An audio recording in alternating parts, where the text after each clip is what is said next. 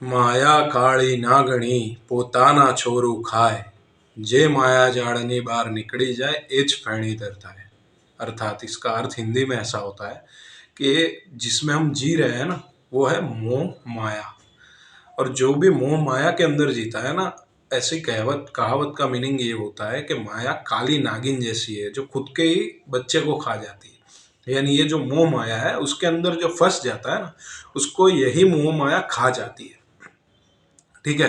और जो जे माया जालनी बार निकली जाए एच फेणी दर था, उसका अर्थात अर्थात ये हुआ कि जो माया जाल से परे है ना, वही दुनिया में कुछ करके जाते हैं। एग्जाम्पल अगर दूं तो दो ही एग्जाम्पल बहुत अच्छे हैं मेरे ध्यान में। एक परम पूज्य स्वामी प्रमुख स्वामी महाराज, जिनका आज की तारीख में अहमदाबाद में 1 महीने का स्वामी शताब्दी का महोत्सव मनाया जा रहा है।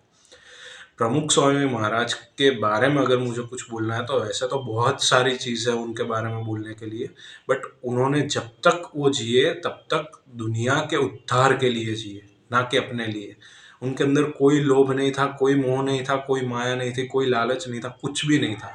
जब तक जिए तब तक एक दृढ़ निश्चय लेके जिए कि मैं जब तक जिंदा हूं तब तक दुनिया का काम करूंगा। अगर वो चाहते तो रोज 56 भोग खा सकते थे, लेकिन उनके एक कटोरे के अंदर जितना समाता था ना, उतना ही खा के वो खड़े हो जाते थे। तो एक ये एग्जाम्पल है। और सबसे बड़ी चीज कि वो इतने प्रतिष्ठित और इतने महान गुरु थे कि उनको प्राइम मिनिस्टर अपने नरेंद्र मोदी सर, उनकी शताब्दी की रिबिन काटने के लिए कितना भी बिजी शेड्यूल होने के बाद यहाँ पे रिबिन काटने आना पड़ा था। तो आप सोचिए कि वो कितने महान इंसान थे। और दूसरा एग्जाम्पल जो मैं देना चाहता हूँ ना, वो नरेंद्र मोदी सरकार खुद है। क्यों? आज जो पोजीशन पे वो बैठे हैं ना, जो हिंदुस्तान को जिस मुकाम तक वो लेके गए हैं, आज यूएन के अंदर यूं कहा जाता है कि इंडिया एक अध्यक्ष के रूप में है। राइट। तो वो जिस मुकाम तक उन्होंने पहुंचाया ना, वो उनके लिए सबसे मेन चीज है। आज की तारीख में नरेंद्र मोदी के जेब में से अगर 2,000 रुपये गिर जाएंगे ना, उनको उसका मोह नहीं है। वो उनको जरा सी भी लालच नहीं है। उनका सिर्फ एक ही दृढ़ निश्चय, एक ही जो बोलते हैं ना, एक ही टारगेट है कि भाई मेरे देश को मुझे आगे बढ़ाना है। वो उनके लिए नहीं, वो हमारे लिए जीते हैं।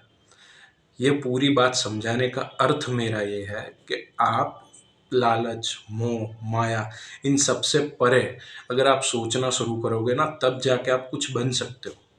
अगर उस लेवल का नहीं बन सकते तो जो भी आपके दिमाग में टारगेट है कि मैं पहले ये सोचो कि क्यों जन्मा हूं, मेरा जन्म क्यों हुआ है।